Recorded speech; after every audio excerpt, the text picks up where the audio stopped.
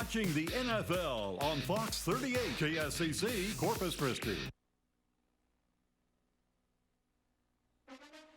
Welcome to the Verizon Halftime. 5G built right for the NFL. Only from Verizon. Well, Aaron Rodgers, we're used to seeing him do it with his arm, but he reminds us his legs aren't too bad either. Wheels it into the end zone after the fake.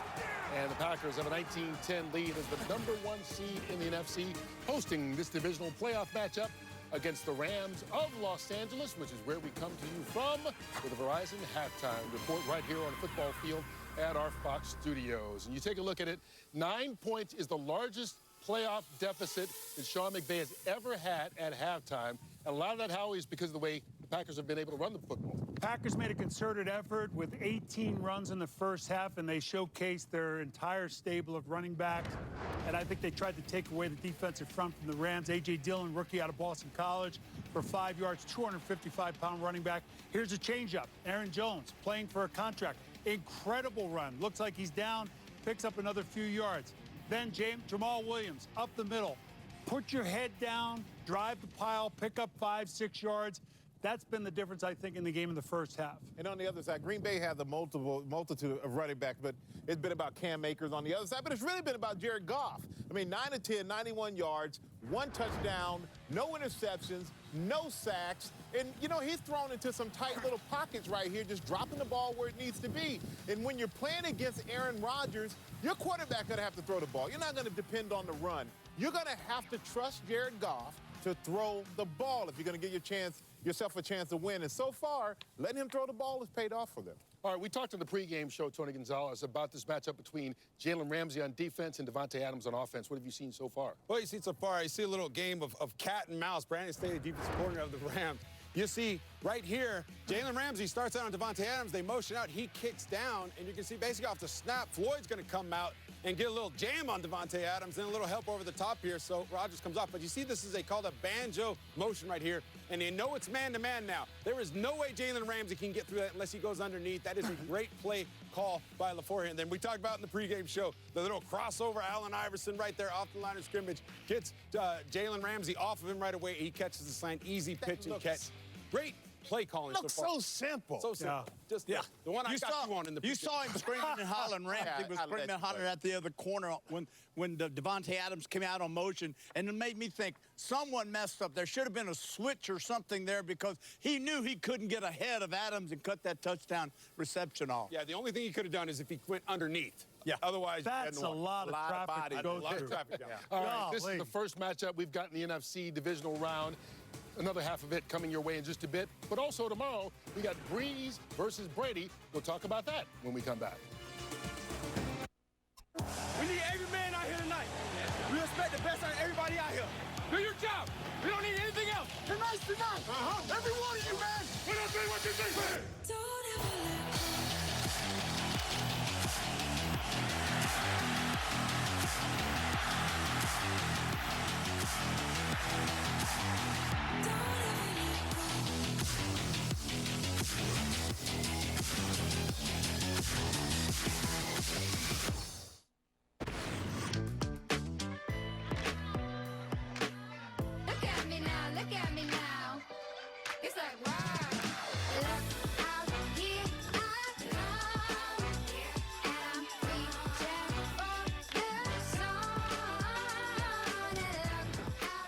As we welcome you back to Verizon to halftime. I can't believe Michael is going Get It TV. I told you, this man dances during halftime of every single game we're out here on the field. Get It TV. All right. Okay. We got another half coming your way from Green Bay, but keep in mind, tomorrow, just about 24 hours from now, our coverage begins of the New Orleans Saints hosting the Tampa Bay Buccaneers. Tom Brady going against Drew Brees, trying to get to the NFC Championship game. Twice this year, they've played.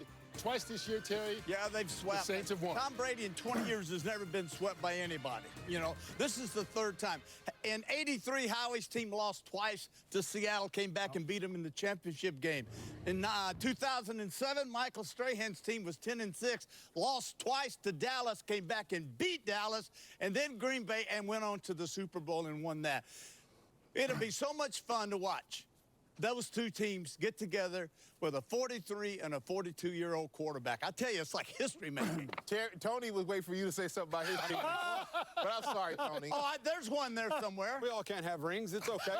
There's winners and losers. You're a Hall of Famer, baby. No, stop that. Hall of Famers. Hey, what are you going to do? You're there, babe. I'll tell you what, though. How about this is probably the last time you're going to see Breeze. This is the last time you'll see Breeze and Brady on the same field. Really soak that in and enjoy that tomorrow, Maybe. America. Maybe. All right, that's tomorrow afternoon, 3 o'clock Pacific, 6 Eastern. Second half in Green Bay next.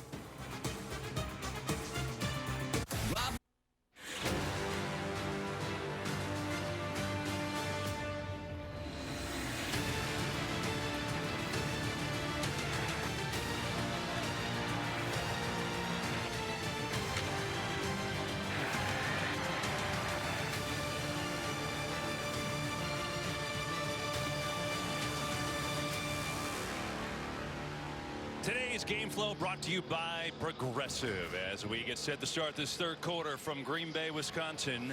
19-10, the #1 seed Packers over the Rams. And the Packers will get the ball to start this third quarter. They won the toss and deferred to start it off.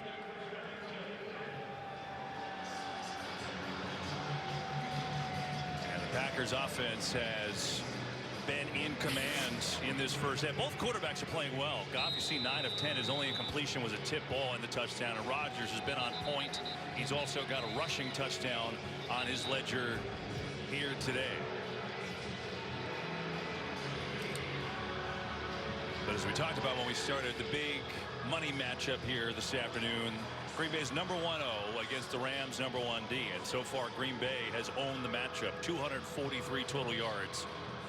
And they've possessed the ball. 19 minutes they had the ball in that first half. Now the Rams, they had only 4 possessions. 2 3-and-outs, and then the other 2 were scoring drives. So Mason Crosby, this is kind of a developing story. You know, we showed you, remember that missed extra point conversion turned into a 2-point try. They had to option it to him, and he got landed on by Michael Brockers. Well, this was right after that. And then J.K. Scott, their punter, came out and was just attempting field goals at the break. So don't know if Crosby will kick. He's at least back out there in uniform right now, so I guess we'll find out. But in the meantime, Scott was warming up and taking those reps just in case he's got to be the emergency kicker.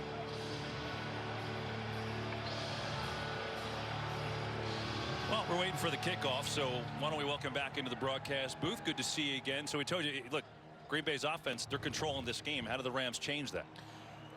Well, the big thing to me is the missed opportunities right there by the Rams defense at the end of that half to get an interception. And now that keeps it a 1-possession game. It's a 2-possession game right now. I really don't know. I mean, this Packers offense is just so on point right now that I don't know what you do. I mean, Jalen Ramsey, we talked about that matchup with Devontae Adams. You know, Aaron Donald, I think with him not being able to get into the game, to get into the flow of the game, I just think it's changed that dynamic with their rush and their coverage. So, you know, Brandon Staley's going to have a big challenge for him here in this half. We'll find out right now, but boy, you know, you get up to the board and you start writing stuff, you know, Aaron Rodgers is just in such a zone right now. And that's an interesting story, too, because, look, Donald obviously reps out of the game. He doesn't play every single snap, but he's missed 11 snaps. He's only played 27, so you don't know if the ribs are a factor there. And when he's been in, this Packers offensive line has done a great job to keep him out of the backfield.